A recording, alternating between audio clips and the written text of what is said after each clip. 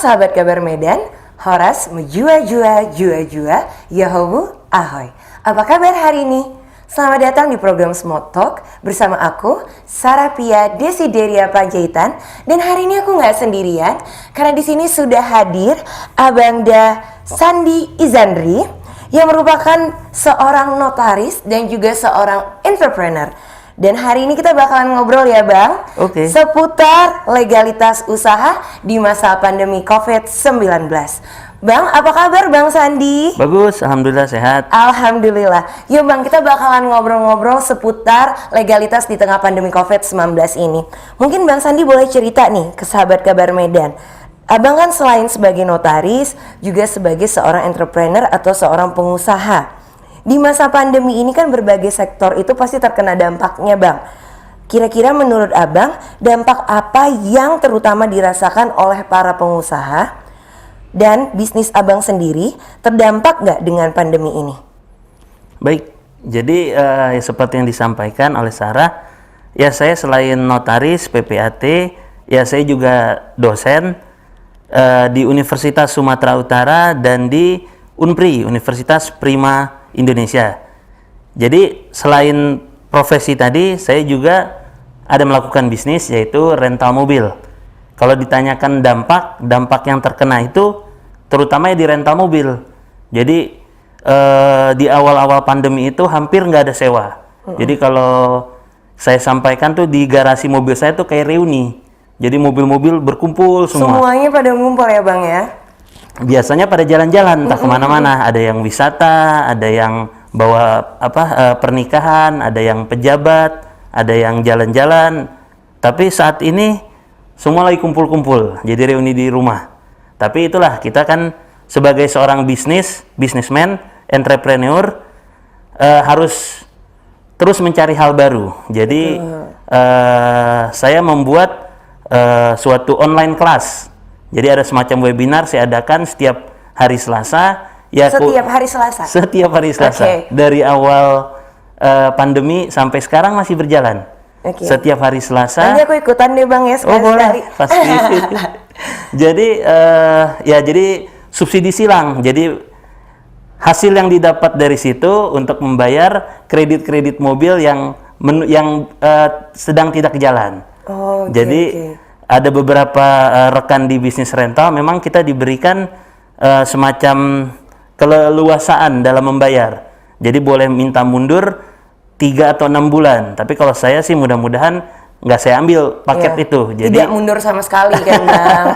Tapi saya mengambil opportunity lain dari saat seperti ini. Jadi kan seminar-seminar offline yang berjumpa langsung kan nggak ada. Jadi semua melalui bisa aplikasi Zoom biasanya.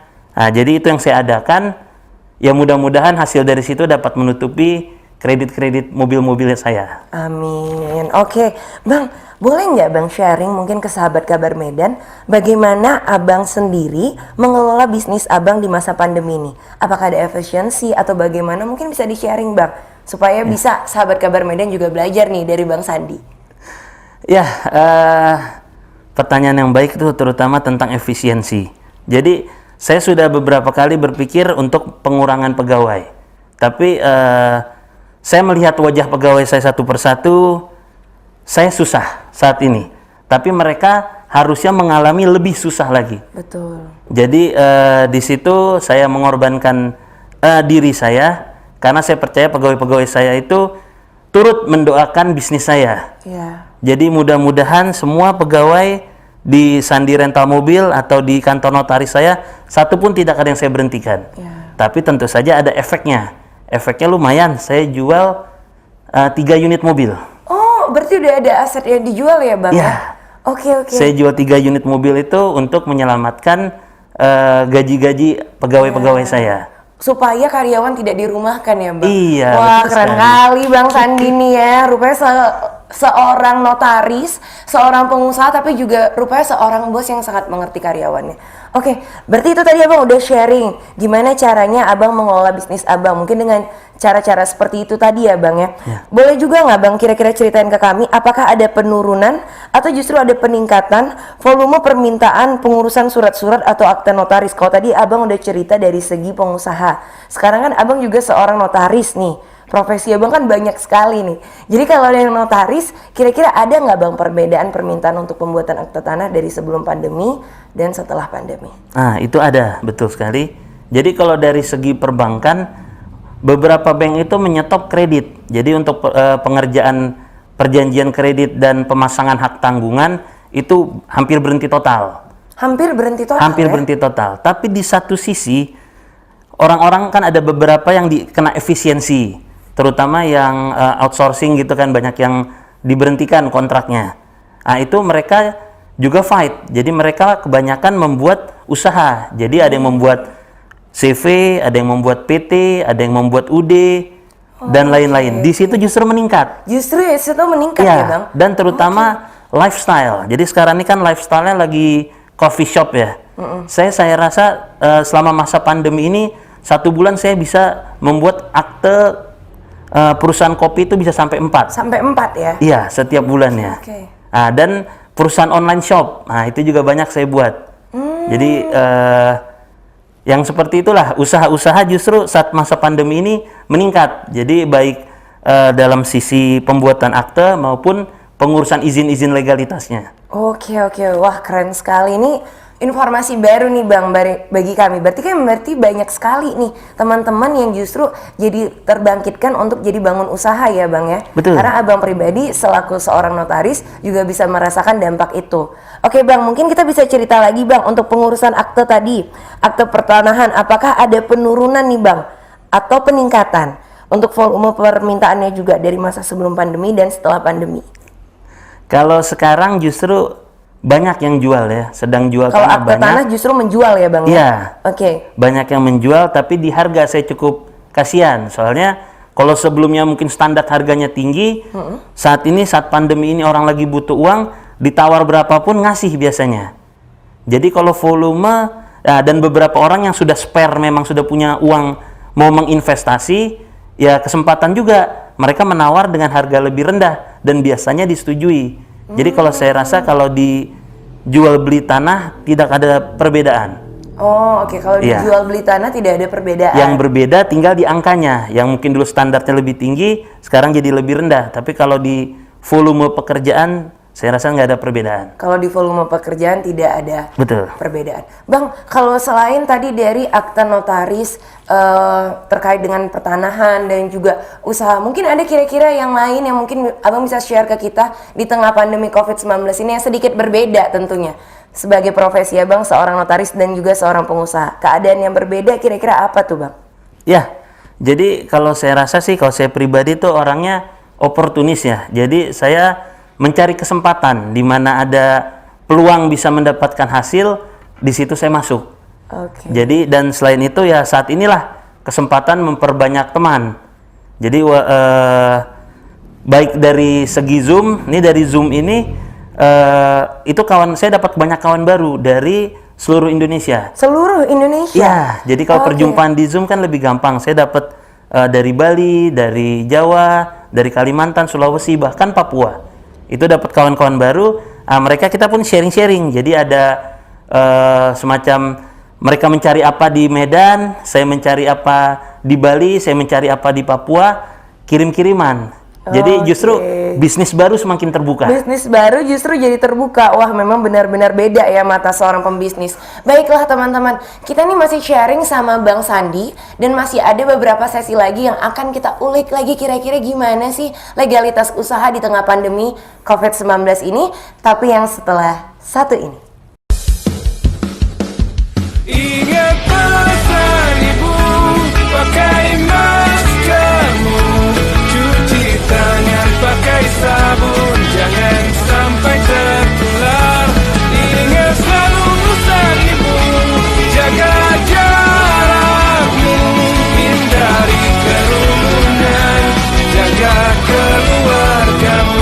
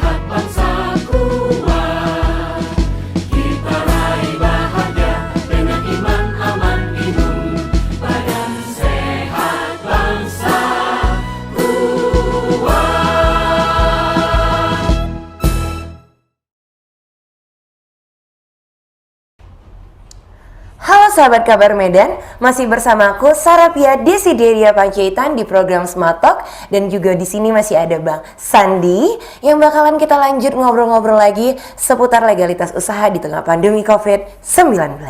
Bang, kita lanjut ngobrol ya Bang. Oke. Oke, sekarang kan udah akan mulai berlaku nih Bang Undang-Undang Cipta Kerja atau yang sering kita dengar juga Omnibus Law. Dan kira-kira apa saja perubahan yang paling mendasar jika kita ingin mengurus legalitas bisnis kita? Mungkin bisa di-sharingkan juga ke sahabat kabar Medan, Bang. Baik, jadi terutamanya itu di bidang pendirian PT. Jadi kalau PT kan sebelumnya dijelaskan harus didirikan minimal 2 orang. Minimal 2 orang. Tapi sejak di Undang-Undang Omnibus Law atau Cipta Kerja ini bisa didirikan hanya dengan 1 orang. Oh bisa ya Bang, dengan 1 orang? Oke. Tapi ada syaratnya, dia hanya boleh UMKM. Hanya boleh UMKM. Iya, Oke. lalu jadi tidak perlu lagi menghadap ke notaris. Aduh, disitulah saya merasa berat. Tapi ya sudahlah. Masa iya? Berarti tidak perlu menghadap langsung ke notaris? Iya, cukup Oke. 1 orang itu sendiri yang membuat surat pernyataan dan mengurus SK menterinya. SK Menteri ya Bang? Nah, lalu selain pendirian PT, koperasi juga ada perubahan. Kalau sebelumnya koperasi minimal 20 orang, tapi di Undang-Undang Omnibus Law cukup 9 orang. Cukup 9 orang sekarang? Iya, disitulah Oke. kira-kira perbedaan untuk legalitas pendirian usaha. Wah keren sekali nih Bang Sandi udah langsung ngasih informasi baru. Padahal sesi yang kedua ini baru kita buka. Oke Bang, kita lanjut lagi ngobrolin tentang bisnis, terutama ke bisnis media nih Bang. Kira-kira banyak nih Bang teman-teman kan pengusaha, apalagi sekarang dengan momentum barunya reformasi kita di era pandemi COVID-19 ini, banyak teman-teman yang ingin membangun usaha media. Nah, mungkin Abang bisa sharing untuk para teman-teman yang sedang mengupayakan pengusaha media yang bingung tentang prosedur pengurusan legalitasnya. Kira-kira apa saja yang perlu disiapkan dan bagaimana prosedur pengurusannya? Oke, jadi pertama kali datang menghadap ke notaris. Datang menghadap ke notaris. Itu membuat akta pendirian. Kalau media biasanya PT. PT. Ya, biasanya bentuknya PT. Lalu sudah keluar PT, NPWP-nya diurus, lalu dibuat izin usahanya. Itu cukup melalui OSS. OSS. Nah, jadi urus izin usahanya. Terus kalau dia mau daftar juga ke KPP untuk PKP, pengusaha kena pajaknya. Oh, itu untuk perpajakannya ya Bang Iya. ya. Oke, baik, tadi Abang sempat juga mention tentang OSS atau Online Single Submission. Nanti kita bakalan bahas lagi ya Bang ya tentang OSS. Oke Bang, mungkin Abang bisa juga jelasin ke teman-teman, karena kan banyak sekali nih teman-teman yang bingung tentang KBLI. Apa sih nih KBLI? Banyak banget yang mention tentang KBLI. Mungkin Abang bisa share sedikit soal kode KBLI, dan di bidang usaha media itu apalagi kira-kira menggunakan kode KBLI yang mana kira-kira Bang? Ya, kalau untuk KBLI itu KBLI itu sebelumnya saya jelaskan adalah kegiatan baku lapangan usaha di Indonesia. Jadi kalau pers itu nggak boleh semua bidang kita masukin. Oke. Jadi kan ada istilahnya tuh palu gada, apa lu minta gue ada. Oh, palu gada. Oke. Jadi semua perdagangan masuk, semua konstruksi masuk, semua periklanan, pertambangan, peternakan dimasukin semua dalam satu perusahaan. Tapi kalau di media nggak boleh. Kalau di Dia media hanya boleh 3 bidang aja. 3 bidang ya Bang? Iya, itu ini ada nih bidang-bidangnya itu misalnya cuma 3. 1, aktivitas kantor berita oleh swasta. Oke. Itu kodenya 63912. Selain itu ada penerbitan surat kabar, jurnal dan buletin atau majalah. Itu kodenya 58130. Dan terakhir, portal web dan atau platform digital dengan tujuan komersial. Itu kodenya 63122.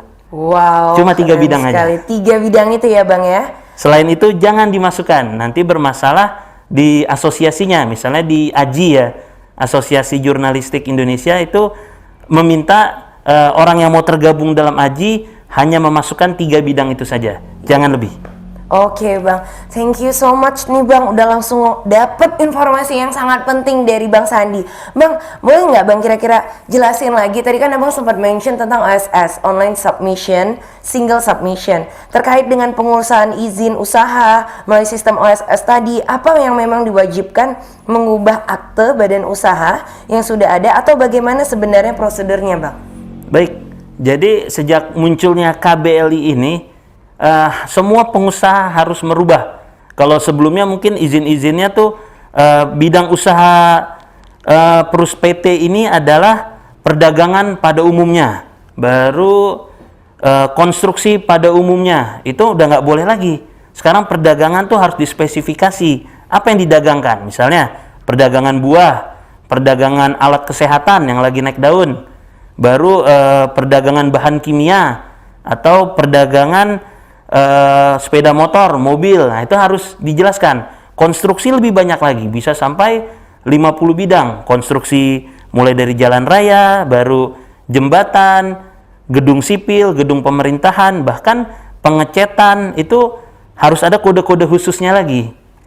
Nah, jadi sekarang semua perusahaan diwajibkan untuk mengubah kode KBLI tersebut, maksud dan tujuannya, dari yang umum ke khusus. Oke, dari yang umum ke khusus. Ya, baru di OSS-nya nanti diurus lagi, ada keluar NIB, itu yang terutama, nomor ya, Bang? NIB, nomor induk berusaha. Nomor induk Berusaha itu menggantikan sebelumnya tuh 3 dia, SIUP, TDP, HO.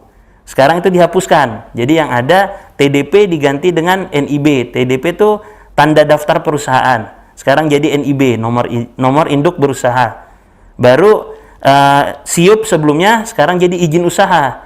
Jadi keluarnya itu terpisah-pisah. Ada izin usaha perdagangan, ada izin usaha konstruksi, ada izin usaha pariwisata. Oh baik, berarti udah dipisah-pisah ya Bang? Sudah, Ya? sekarang setiap izin tuh udah terpisah-pisah. Lalu BPJS juga dari OSS, ada BPJS Kesehatan dan BPJS Ketenagakerjaan. Oke, wow, keren sekali. Kita kayak memang benar-benar lagi ngobrol bukan cuma sekedar sama seorang notaris, bukan cuma sekedar sama seorang pengusaha, tapi juga seorang pakar hukum. Oke, Bang, kita akan sharing lagi nih, kira-kira apa saja perizinan yang bisa diurus dan didapatkan melalui halaman OSS yang tadi Abang sempat sampaikan, yaitu online single submission.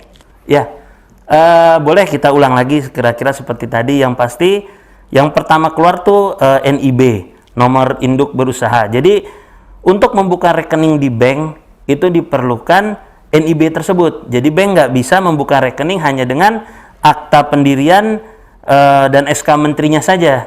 Tidak cukup, itu harus ada izinnya, terutama NIB tersebut.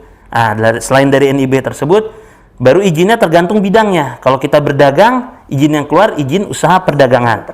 Kalau kita konstruksi, SIUJK, surat izin untuk jasa konstruksi. Baru kalau pariwisata, TDUP, tanda daftar untuk pariwisata. Nah, nanti banyak tuh, ada sekitar ratusan bidang, ya ratusan izin juga.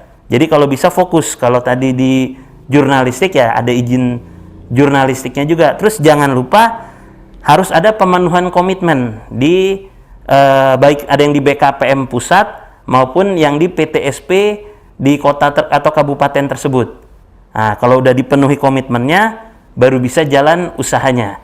Oke. Jadi udah ada perubahan. Kalau dulu kita urus dulu syarat-syarat baru izin terbit. Kalau sekarang izin dulu terbit baru kita penuhi syarat-syarat. Nah, itulah perbedaan PT sekarang ya 2 tahun terakhir dengan PT-PT sebelumnya. Wow, keren sekali Bang.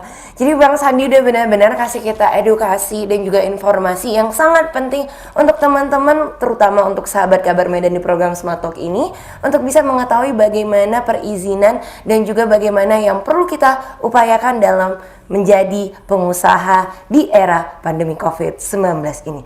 Baik, kita akan ngobrol lagi sama Bang Sandi, tapi setelah yang satu ini, jadi ditunggu ya teman-teman sahabat Kabar Medan setelah yang satu ini. Ingat pesan ibu, pakai maskermu, cuci tangan pakai sabun, jangan sampai tertular. Ingat selalu pesan ibu, jaga jarakmu, hindari kerumunan, jaga keluargamu.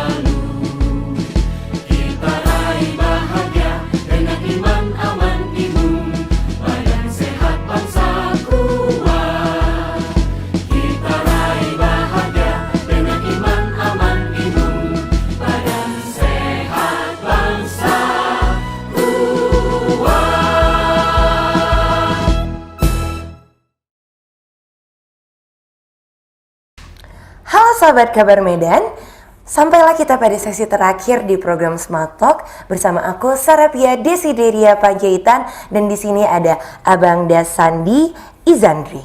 Bang, kita lanjut ngobrol, dan kali ini obrolan kita sangat penting terkait dengan CV dan PT.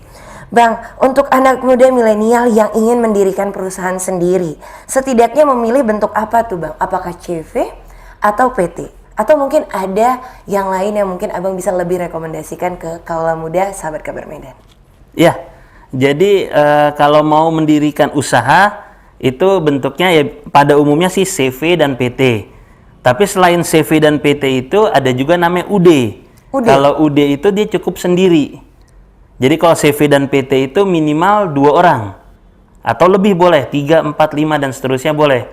Jadi ada beberapa orang yang mohon maaf tidak percaya dengan rekannya. Betul. Mungkin karena pengalaman pahit di masa lalu pernah kena tipu atau kena tusuk dari belakang atau apalah istilahnya ya. Iya, benar, jadi benar. dia lebih memutuskan untuk usaha sendiri. Nah, jadi usaha sendiri itu bisa dalam bentuk UD ataupun nanti kalau PT sudah keluar disahkan ya yang Omnibus Law itu yang bisa buat sendiri, ada juga pilihan itu. Tapi pada umumnya memang sekarang CV dan PT. CV dan PT. Iya. Oke, baik Bang. Kalau CV dan PT sendiri perbedaannya apa sih Bang sebenarnya? Oke, jadi dari mana dulu ya? Dari CV dulu ya. Kalau CV itu kan dari kata Kommanditer Vennootschap. Jadi CV itu misalnya 2 orang. Jadi yang satu tuh sebagai direktur, yang satu komanditer. Jadi yang aktif itu direktur. Si komanditer itu nggak boleh aktif. Tapi, nah ini ada tapinya. Kalau ada masalah dengan CV-nya, misalnya katakan CV-nya berhutang atau mengalami kerugian, itu tanggung jawab direktur sampai ke harta pribadi. Sampai ke harta pribadi, kalau CV? Iya, tapi kalau si komanditer hanya sebatas modal yang dimasukkannya saja. Baik. Jadi sampai modalnya cukup sampai di situ ya segitu aja tanggung jawabnya. Sedangkan kalau PT, kalau ada masalah dengan PT-nya, baik terlilit hutang ataupun ada kerugian, itu yang dituntut PT-nya, tidak sampai ke harta pribadi, direkturnya. Baik, benar. Tapi dari segi biaya, biasa kalau kami di notaris lebih mahal biaya pembuatan PT dibanding biaya pembuatan CV. Nah, kira-kira seperti itu. Jadi kalau CV, saya sarankan buat yang mau membuat, itu pastikan dengan orang yang tepat. Jadi kalau misalnya dengan saudara sendiri atau dengan orang tua, itu bentuk CV nggak apa-apa. Soalnya kan tingkat keamanannya lebih tinggi.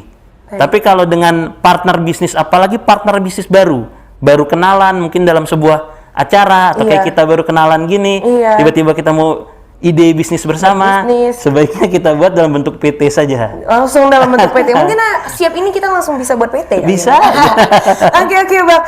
Mungkin bisa juga dijelasin ke teman-teman kira-kira apa yang perlu dipersiapkan untuk pembuatan PT ataupun CV ini Bang?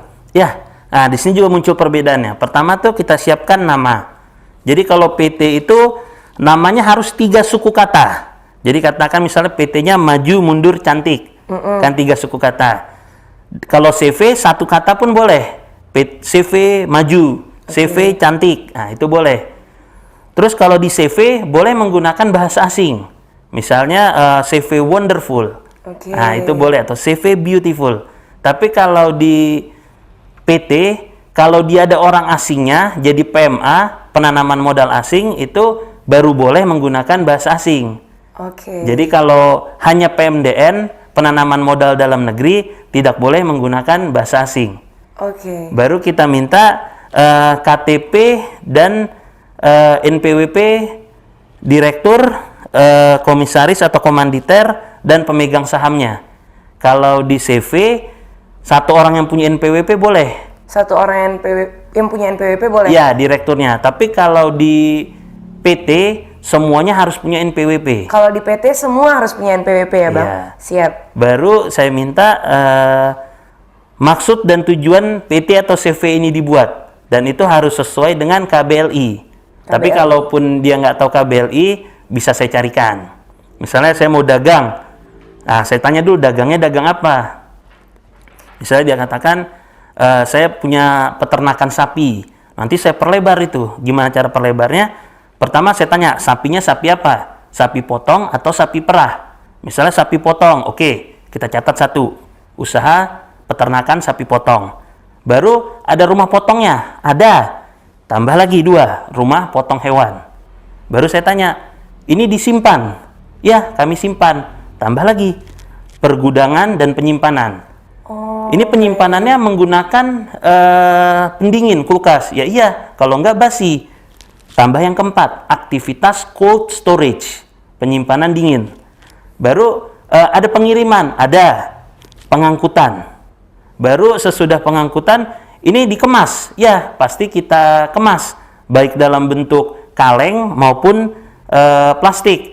Masuk lagi, aktivitas pengepakan. Jadi itu biar saya aja yang memperluas. Nah, itulah makanya kadang notaris dibayar cukup mahal bagi sebagian orang ya. Tapi kalau bagi saya sih enggak, masih harga yang wajar. Nah, jadi itulah tugas saya untuk menemukan bidang-bidang usaha dia apa. Selain itu saya minta alamat lengkap perusahaannya. Jadi domisilinya di mana. Kalau kita membuat perusahaan itu untuk domisili kota atau kabupaten. Jadi di Kota Medan atau misalnya di Kabupaten Deli Serdang atau di Kabupaten Langkat, nah itu dipilih.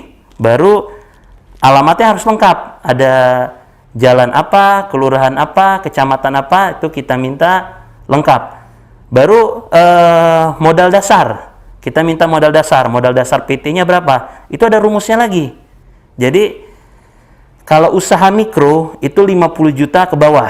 Kalau usaha kecil 50 juta sampai 500 juta. 50 juta sampai 500 juta. Usaha menengah 500 juta sampai 10 miliar. Terakhir usaha besar 10 miliar ke atas. 10 miliar ke atas. Nah, dan dari modal dasar itu harus dibagi. Jadi nggak bisa satu orang aja yang mempunyai modal. Katakanlah tadi modalnya kita ambil dulu 100 juta. Jadi kalau misalnya orangnya 2, bisa dibagi rata 50-50. 150 juta, 150 juta. Atau bisa juga yang 199 juta, yang 1 juta aja.